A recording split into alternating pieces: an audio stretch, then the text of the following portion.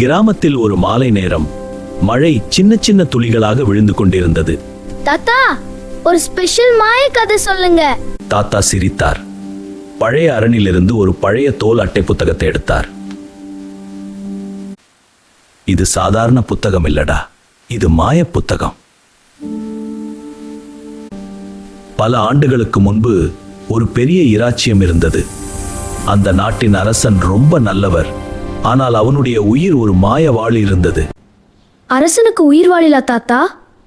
ஆம், அந்த வாள் இல்லாமல் அரசன் உயிருடன் இருக்க முடியாது. அந்த வாளை காக்கும் பொறுப்பு அரசனின் நம்பிக்கைக்குரிய படைத்தளபதிக்கு இருந்தது. ஆனால் அந்த நாட்டில் சில கபட மனிதர்கள் இருந்தார்கள். அவர்கள் அரசனை நேரா வெல்ல முடியாது என்று தெரிந்ததால் ஒரு போலி மாய வாளை உருவாக்கினார்கள். ஒரு இரவு அவர்களின் கபட திட்டம் செயல்பட்டது. படைத்தளபதியின் உதவியுடன் உண்மையான வாளை திருடி போலி வாளை அதனிடத்தில் வைத்து விட்டார்கள். அடுத்த நாள் அரசன் போருக்கு சென்றார். போலி வாளால் அவர் பலம் இழந்தார். அவரை எதிரிகள் தோற்கடித்தார்கள். நாடே சோகத்தில் மூழ்கியது. இதுவரை கதையை கேட்டுக்கொண்டிருந்த அருண் திடீரென கவனித்தான். புத்தகத்தின் பக்கங்கள் ஒளிர ஆரம்பித்தது. தாத்தா, புத்தகம் லைட் அடிக்குது.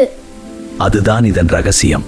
அவர்கள் இருவரும் புத்தகத்தை தொட்டவுடன் ஒரு கணத்தில் அவர்கள் பழைய இராச்சியத்துக்குள் சென்று விட்டார்கள்.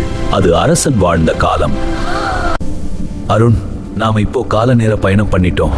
அவர்கள் அமைதியாக துரோகிகள் எங்கே போகிறார்கள் என்று பார்த்தார்கள். அவர்கள் உண்மையான வாளை ஒரு பழைய கோவிலின் கீழ் ஒளித்து வைத்தார்கள். அருண் மெதுவாக சொன்னான், தாத்தா, அந்த வாளை நான் காப்பாற்றணும். அவர்கள் கோவிலுக்குள் சென்று வாளை கண்டுபிடித்தார்கள். அது நீல நிற ஒளியுடன் பிரகாசித்தது. ஆனால் அப்போது துரோகிகள் வந்து விட்டார்கள். இது அரசனோட வாள், நீங்க இதை திருட விட மாட்டேன். அந்த நேரத்தில் வாள் திடீரென ஒளிர்ந்து துரோகிகளை கண் தெரியாமல் ஓட செய்தது. தாத்தா மற்றும் அருண் வாளை அரசனிடம் கொடுத்தார்கள். அரசன் மீண்டும் பலம் பெற்றார். துரோகிகளை பிடித்து சிறையில் அடைத்தார். நாடு மீண்டும் சந்தோஷமாக ஆனது. அரசன் நன்றி கூறி பொக்கிஷம் வழங்க. அருண் சொன்னான், தாத்தா, நம்ம நிகழ்காலத்துக்கு போறது எப்படி? அப்போது தாத்தா சொன்னார், அருண், நம்ம நிகழ்காலத்துக்கு திரும்பணும்னா அந்த மாயவாளை தொட்டாலே போதும். அந்த மாயவாளை தொட்டவுடன் அவர்கள் வீட்டில் இருந்தார்கள். தாத்தா, இது ரொம்ப சூப்பரான கதை. தாத்தா மெதுவாக சொன்னார், ஒவ்வொரு புத்தகமும் ஒரு உலகம்.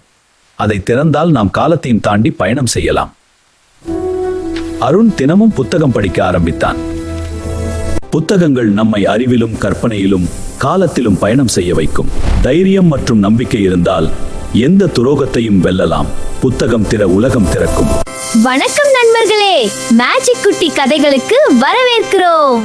கதைகள், புதிர்கள், மேஜிக் லைக் பண்ணுங்க, சப்ஸ்கிரைப் பண்ணுங்க எல்லா சாகசங்களையும் பார்க்க.